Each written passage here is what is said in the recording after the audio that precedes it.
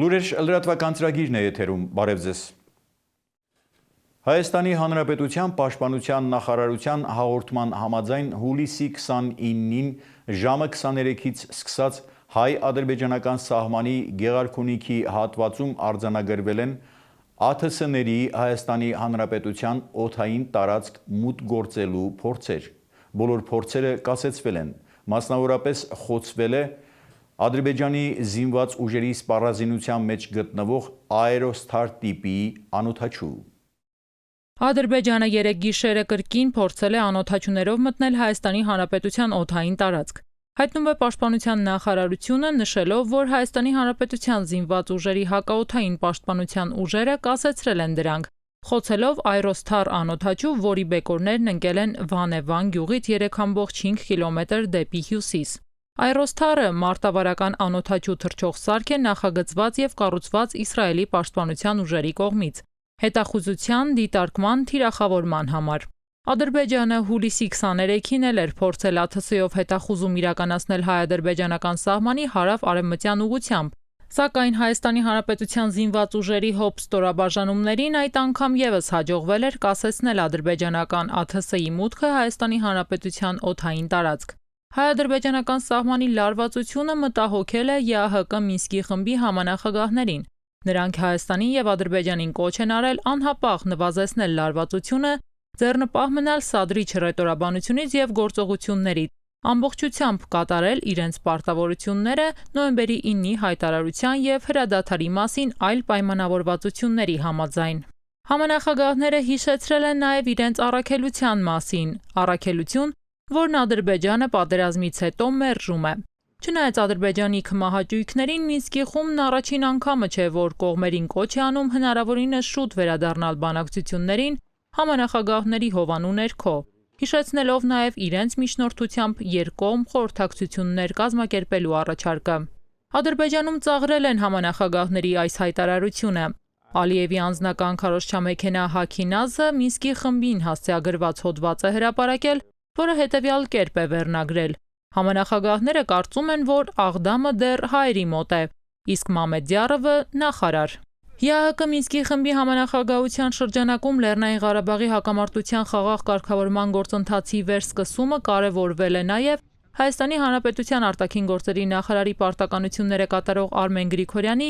եւ ԱՄՆ պետքարտուղարի եվրոպական եւ եվրասիական հարցերով տեղակալի պաշտոնակատար Ֆիլիպ Ռիքերի հեռախոսազրույցի ժամանակ։ Մասնավորապես զրուցակիցներն անդրադարձել են Ղարաբաղյան հիմնահարցի համապարփակ կարգավորմանը եւ տարածաշրջանում կայուն խաղաղության հաստատմանը։ Հայ-ադրբեջանական սահմանային միջադեպերը մտահոգել են նաեւ ԵԱՀԿ նախագահին։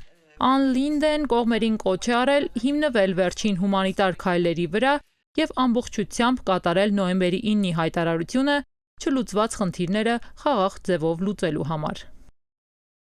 Հայ-ադրբեջանական սահմանի ողջ երկայնքով ռուս սահմանապահներ տեղակայելու հարցը պետք է դիտարկել ներքաղաքական կոնտեքստում, քանի որ խնդիր կա ցույց տալու հասարակությանը, թե ինչ որ բաներ են արվում։ Այս մասին ասել է ռազմական փորձագետ Դավիթ Հարությունովը։ Ինչ հետևանք կունենա վարչապետի պաշտոնակատարի հայտարարությունը, պատասխանը տեսանյութում։ Վարչապետի պաշտոնակատար Նիկոլ Փաշինյանը առկա իրավիճակը հաշվի առնելով դիտարկում է հայ-ադրբեջանական սահմանի ողջ երկայնքով ռուս սահմանապահների տեղակայման հարցը։ Ասում է, հարցը քննարկելու են ռուս գործընկերների հետ։ Ինչը հնարավորություն կտա սահմանազատման եւ սահմանագծման աշխատանքներն իրականացնել առանց ռազմական բախումների ռիսկի։ Ռազմական հարցերով փորձագետ Դավիթ Հարությունովի խոսքով այս առաջարկն առավելապես արվում է մեր հասարակությանը ցույց տալու, որ ինչ որ քայլեր են արվում։ Կառավարության առաջարկը ինքը ավելի շուտ դիվանագիտական տեղեկատվական դաշտի մեջ է գտնվում, մի քիչ ներքաղաքական, որտեղ խնդիր կա ցույց տալու հասարակությանը, որ ինչ որ քայլեր ձեռնարկվում են։ Ինչի՞ եմ դասում, որտեղ փաստացի ինքնության ներկայությունը արդեն ինչ որտեղ կա, որտեղ մենք գիտենք, որ Նախճեվանի ուղղության վրա էլ արդեն իրենք կան, Շունիկի ուղղության վրա կան, Գեղարքունիքում կան, փաստացի դա դեռ պատերազմի ժամանակ է եղել, էլի։ Այսինքն դրա համար ուզում եմ ասել, որ ինքը այդ առաջարկությունը ինքը ավելի շուտ ոչ թե գործնական դաշտում է գտնվում, ինչքան ավելի շուտ տեղեկատվական դիվանագիտական դաշտի մեջ է։ Դավիթ Հարությունովը կարծում է, որ այլ տարբերակներ Հայաստանը ուղղակի չի կարող դիտարկել, քանի որ այստեղ մանևրելու տեղ չունենք։ որտեղ ուրիշ տարբերակը ենթադրում է ուրիշ կենտրոն, որը պատրաստ է ռազմական ներդրումից տեղափոխվել։ Հիմա այս բանը Ռուսաստանից բացի ոչ ոք չկա տեսնում։ Ես ամեն դեպքում տեսնում չեմ հանդիպել, որ ինչ-որ մի նման հնարավորություն ունեցող երկիր, ասի որ այ մենք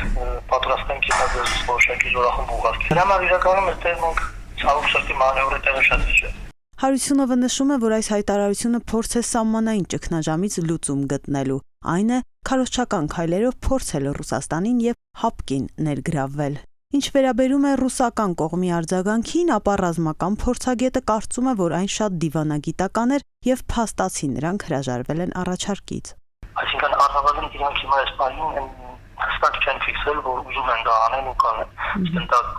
առնվազն խոսք գնում է նրանցում, որ բանակցային գործընթաց է։ Լրագրող Նաիրի Հոխիկյանն էլ Facebook-յան իր էջում գրում է, որ Հայաստանի Հանրապետության ամբողջ սահմանին այլ պետության զորք տեղակայելը նշանակում է, որ պատրաստվում է հայկական բանակի կազմալուծում։ Պատահական չէր Իլհամ Ալիևը ամիսներ շարունակ պնդում, թե հայերին բանակ պետք չի։ Դրան էլ տանում էր ՀՀ ռազմական բյուջեի կրճատումը, զորակոչի կրճատումը, Արցախ զինվոր չուղարկելը, արտաքին սահմանին ռուսական զորք կանգնեցնելը։ Այսքանից հետո էլ ինչ կարիք կա բանակ ունենալու, իսկ առանց մարտունակ եւ ուժեղ բանակի պետությունը դիակ է։ Առողջապահության նախարարությունը համավարակի կապակցությամբ մշակել է սահմանափակումների նոր փաթեթ։ Դա հիմնականում վերաբերելու է հանրային ծառայությունների ոլորտին եւ պետական աշխատողներին։ Նախարարի պաշտոնակատար Անահիտ Ավանեսյանի խոսքով, եթե անձը պատվաստված չէ, ապա պետք է ժամանակ առ ժամանակ ներկայացնի թեստի բացասական պատասխան։ Առողջապահության նախարարությունը մշակել է սահմանափակումների նոր փաթեթ, պայմանավորված կորոնավիրուսային հիվանդությամբ։ Սահմանափակումները հիմնականում վերաբերելու են հանրային ծառայությունների ոլորտին եւ պետական աշխատողներին։ Առողջապահության նախարարի պաշտոնակատար Անահիտ Ավանեսյանի խոսքով, եթե անձը պատվաստված չէ, ապա պետք է ժամանակ առ ժամանակ ներկայացնի COVID-ի թեստի բացասական պատասխան։ Մի շարք գործիքներ ենք մենք ներառել այս սահմանափակումների շրջանակում, դա որոշակի հանրային ուրեմն ծառայությունների ոլորտում, այն աշխատատեղերում, որտեղ որ շփումները բավական լայն են եւ քաղաքացիները ռիսկի խմբի ներկայացուցիչ են, մենք ուրեմն առաջարկել ենք, դեռ սա ընդունված չի, պետք է քննարկման արդյունքում ընդունվի կամ որոշակի շտկումներ ներառի, ուրեմն որոշակի ժամանակ առ ժամանակ թեստավորման օրինակ պահանջենք։ Կորոնավիրուսային հիվանդության թվերը դանդաղ, բայց նորից աճում են Հայաստանում, ասում է Ավանեսյանը ու հավելում, զուգահեռաբար ավելանում է պատվաստվել ցանկացողների թիվը։ Պատվաստումների ցուցանիշը բարձրացել է նաև մարզերում։ Այս պահի դրությամբ 163,000 պատվաստում իրականացվել է։ Մենք ունենք իհարկե լավ ցուցանիշներ ցույց տվող մարզեր, դրանք են օրինակ Շիրակը, Գեղարքունիքը, որտեղ Արագածոտնը, Արմավիրը բավական բարձր պատվաստման ցուցանիշներ ունենք։ Ուրեմն խնդրահարույց ավելի մենք, ներողություն, դուք ավարտեք նոր։ Ավելի մի փոքր աշխատանք ունենք անելու Լոռիում, Վայոց ձորում, որտեղ որ առանձին անընդհատ հանդիպումներ լինում են եւ մոբիլ թիմերի աշխատանքն է ուժեղացվում եւ հույս ունենք, որ նրանք էլ պետք է իրենց ցուցանիշները բարելավեն։ Առողջապահության նախարարությունն ավելի վաղ տեղեկացրել էր, որ շուտով Հայաստանում կլինեն կորոնավիրուսային հիվանդության դեմ եւս 2 նոր պատվաստանյութ՝ չինական Sinopharm-ն ու ամերիկա-գերմանական Pfizer-ը։ Այս պատվաստանյութերը եւս կիրառվելու են կամավորության սկզբունքով 18 եւ բարձր տարիքի անձանց շրջանում։ Առողջապահության համաշխարհային կազմակերպությունը երաշխավորել է նշված պատվաստանյութերի կիրառումը արտակարգ իրավիճակների ժամանակ։ Ընդ որում Sinopharm ընկերության պատվաստանյութը կիրառելի է նաեւ 3-ից 17 տարեկան երեխաների համար։ Հայաստանում այս պահին վիրուսի դեմ կիրառվում են 3 պատվաստանյութ՝ AstraZeneca, Sputnik V եւ CoronaVac, 18 եւ բարձր տարիքի անձանց շրջանում, ըստ դիմելիության կամավորության սկզբունքով։ Միջազգային լուրեր։ Միութենական պետության անվտանգությունն ապահովելու համար Բելարուսը պատրաստ է հյուրընկալելու Ռուսաստանից զինվորականներին, բայց մինչ այժմ այդպիսի անհրաժեշտություն չկա։ Այս մասին ասել է Բելարուսի նախագահ Ալեքսանդր Լուկաշենկոն, հավելելով, որ բացի այդ իրենք կարող են կարճ ժամանակահատվածում 500,000 մարդու ճիշտ ժամանակին զենքի տակ դնել եւ դա քիչ ուժ չէ։ Իսկ եթե դա էլ քիչ լինի եւ անհրաժեշտություն լինի, Բելարուսում կտեղակայվեն Ռուսաստանի Դաշնության բոլոր զինվորական ուժերը։ Միջազգային մյուս լուրերը տեսաշարով։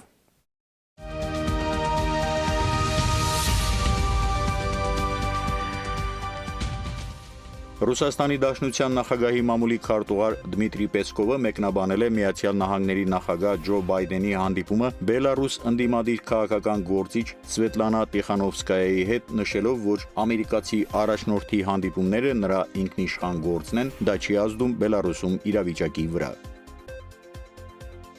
Պակիստանի վարչապետ Իմրան Խանը հերքել է տեղեկությունն այն մասին, թե Պակիստանի զինյալները հատել են Աֆղանստանի սահմանը այդ երկրի կառավարության դեմ պայքարում թալիբներին օգնելու համար։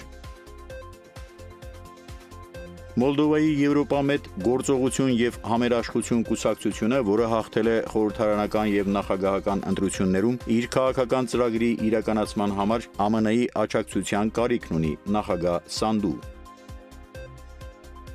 Վրաստանի նախկին նախագահ Միխեիլ Սաակաշվիլին հայտարարել է, որ այս աշնանը կժամանի Վրաստան, թեև հայրենիքում հետախուզման մեջ է գտնվում։ Մարզական լուրեր։ Օլիմպիական խաղերում մարզական գերտերությունների միջև համառ պայքար է ծավալվել մեդալների համար։ Օրվա տվյալներով չինացիները շահել են 18 ոսկե, մեկով ավելի, քան ճապոնացիները։ Իսկ մեդալների ընդհանուր քանակով առաջատարը ամերիկացիներն են, որոնք արժանացել են 41 պարգևի։ Մարզական մյուս լուրերը տեսաշարով։